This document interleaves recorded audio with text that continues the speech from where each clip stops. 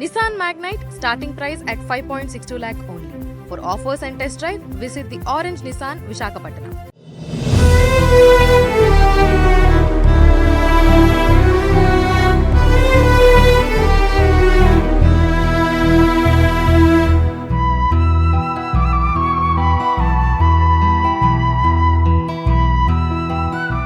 విధి చాలా కఠినమైనది. విశాఖలో నవవధువు రోడ్డు ప్రమాదంలో మృతి చెందటంతో ఆ రెండు కుటుంబాలే కాదు, ఎక్కడైతే వివాహం జరిగినటువంటి పెళ్ళికొడుకు ఇల్లు పరవాడ వాడచీపురుపల్లి విలేజ్లో ఎంతో ఘనంగా వైభవంగా అందంగా ముస్తాబైన కళ్యాణ వేదిక వద్ద పెళ్లికి హాజరైనటువంటి వారు కూడా గుండెలు పగిలేలా ఏడుస్తున్నారు.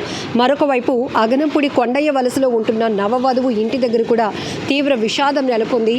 ఆ ఊరి ప్రజలు కూడా నిన్న ఇదే సమయానికి మేమందరం పెళ్లికి వెళ్ళాలి అనే హడావిడిలో చాలా సందడిగా ఉన్నాం మేడం, అంతలోనే 24 గంటలు కూడా గడవలేదు, నవవధువు మా ఊరమ్మాయి మా వీధమ్మాయి ఇలా చనిపోయింది, పెళ్లి దండలు కూడా మార్చుకొని గంటలు కూడా గడవలేదు, మెడలో ఉండాల్సినటువంటి ఆ పెళ్లి దండలు రోడ్డుపై కనిపించడం కూడా మా ఎవ్వరం కూడా ఆ దృశ్యాలని జీర్ణించుకోలేకపోతున్నాం, గుండెలు పిండేస్తున్నాయి ఆ ఘటన సంబంధించినటువంటి దృశ్యాలని చెప్తున్నారు. నిజంగా ఘోరమే జరిగిపోయింది. ఇప్పటి వరకు చాలా రకాల రోడ్డు ప్రమాదాలు చూసాం. ప్రతి ఒక్క ఘటనలో కూడా నిర్లక్ష్యం కనబడుతుంది, దురదృష్టం వెంటాడుతోంది. మరికొద్ది సేపట్లో ఇంటికో చేరాల్సినటువంటి గమ్యస్థానానికి చేరుకోవాల్సిన వాళ్ళు కూడా అంతలోనే ప్రమాదాలకు గురై ప్రాణాలు పోగొట్టుకున్న ఘటనలు చాలానే చూసాం. కానీ విశాఖలో నిన్న జరిగినటువంటి రోడ్డు ప్రమాదం ఏదైతే అగనంపూడి శనివాడ వద్ద జరిగిన రోడ్డు ప్రమాదంలో కొత్తగా పెళ్ళైన జంట వాహనంలో ప్రయాణిస్తున్నారు బెలూన్ కార్లో, అంతలోనే ఆ వెహికల్ బలంగా కరెంటు పోల్ను ఢీకొనటంతో లెఫ్ట్ సైడ్లో ఫ్రంట్ సీట్లో కూర్చున్నటువంటి నవవధువు అక్కడికక్కడే ప్రాణాలు విడిచింది. ఆ నవవధువు తల్లి కూడా కోమాలో ఉన్నట్టు తెలుస్తోంది. ఆమె కూడా బాగా ఇంజ్యూరీస్ అయ్యాయి. మెరుగైన ట్రీట్మెంట్ ఇవ్వటం వల్ల ప్రస్తుతం ఆమె కోలుకుంటున్నారు, స్టేబుల్గానే ఉంది అనేది కూడా అప్డేట్ ఆమె హెల్త్కి సంబంధించి. బట్ కొన్ని గంటల ముందే తన ఇష్టమైన అమ్మాయి లైఫ్లోనికి వస్తోంది. తన మెడలో 3 ముళ్ళు వేసి తన భాగస్వామిగా చేసుకున్నాను, తన్ని బాగా బాధ్యతగా చూసుకోవాలి అని ఎన్నో కలలు కన్నటువంటి ఆ పెళ్లి కొడుకు కలలు కూడా చెరిపేసింది విధి అని చెప్పాలి. ఎందుకంటే తన కళ్ళెదుటే అప్పుడే ఇంకా పెళ్లి దండలు కూడా మార్చుకొని ఎంతసేపు కాలేదు, కాళ్ళ పారాని కూడా ఆరలేదు, అంతలోనే పెళ్లి దుస్తుల్లోనే వాళ్ళు ఉన్నారు. అంతలోనే జరిగినటువంటి ఘోరమైన దుర్ఘటన ఆ వ్యక్తిని చిదిమేసిందనే చెప్పాలి. చాలా తీవ్రమైన రోదన, అతను ఏడుపు కావచ్చు. ఎందుకంటే అసలు ఎందుకు ఇలా ఒక కాలం మా పట్ల ఎందుకు ఇంత కఠినంగా వ్యవహరించింది, ఎందుకు ఇంత కఠినమైన పరీక్ష పెట్టింది, ఎందుకు మమ్మల్ని ఇంత వేదనలోనికి నెట్టేసింది అంటూ అతను రోధించిన తీరు కూడా ప్రతి ఒక్కరిని తీవ్రంగా మనసుని కలిచివేసినటువంటి దృశ్యాలని చెప్పాలి. సో మీ అందరికీ తెలుసు, 13వ తేదీన తెల్లవారుజామున అంటే బుధవారం రాత్రి తెల్లవారితే గురువారం 1:58 ప్రాంతంలో పెళ్లి కొడుకు ఉంటున్నటువంటి పరవాడ వాడచీపురుపల్లిలోని వాళ్ళ ఇంటి దగ్గరే చాలా అత్యంత ఘనంగా వివాహం జరిగింది.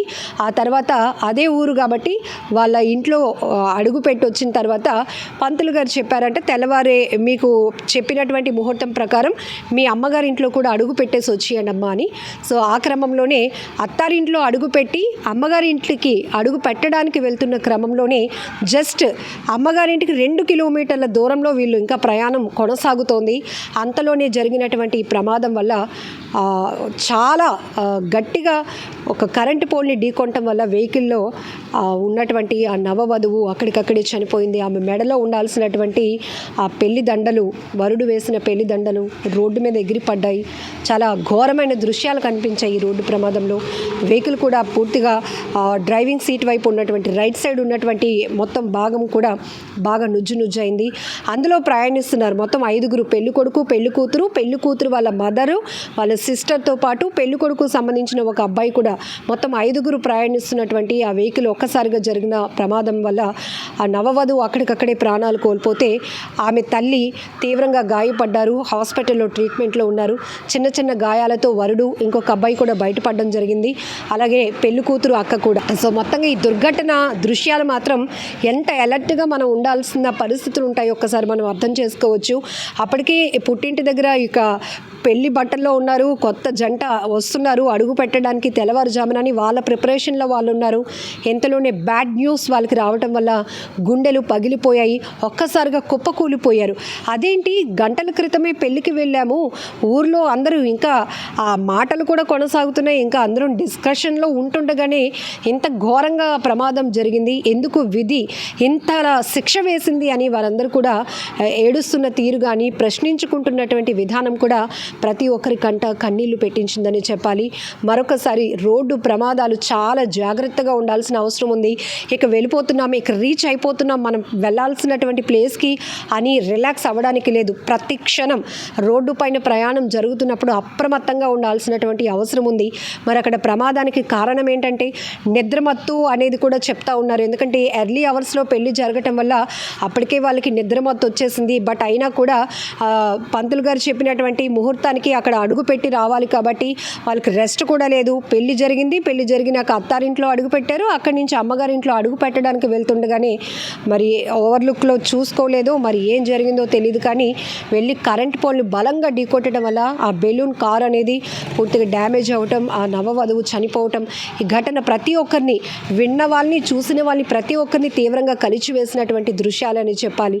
పెళ్లి బట్టల్లోనే ఉన్నటువంటి ఆ నవవధువు అలా నిర్జీవంగా అయిపోవడం వల్ల ఎవరూ జీర్ణించుకోలేకపోతున్నారు. ఎన్నో కలలు కంది కనీసం ఆ దేవుడికి కనికరం కూడా లేకపోయిందా ఆ అమ్మాయి పట్ల అంటూ ప్రతి ఒక్కరూ మాట్లాడుకుంటున్నటువంటి పరిస్థితి. ఎందుకంటే ఆ పేరెంట్స్కి అమ్మాయి మూడో అమ్మాయి అంట, కుటుంబానికి సపోర్ట్గా ఉండడానికి కూడా అమ్మాయి పని చేస్తుంది.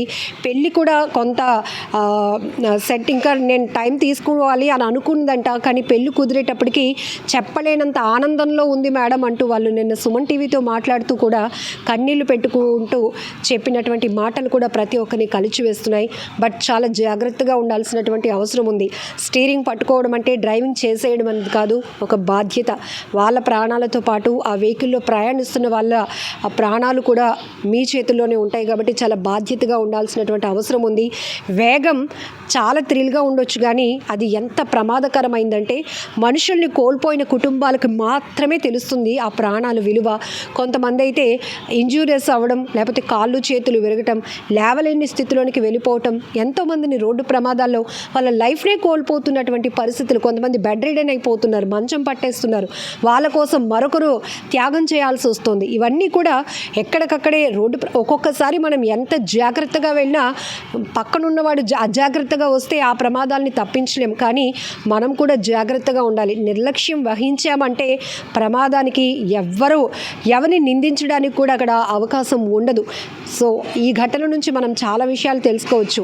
ఏది ఏమైనప్పటికీ కూడా ఒక రోడ్డు ప్రమాదంలో నవవధువు మృతితో 2 కుటుంబాల్లోనే కాదు, 2 ఊర్లలోనే కాదు, విశాఖలోని తీవ్ర విషాదాన్ని నింపినటువంటి ఘోరమైన దుర్ఘటనగా చెప్పాలి.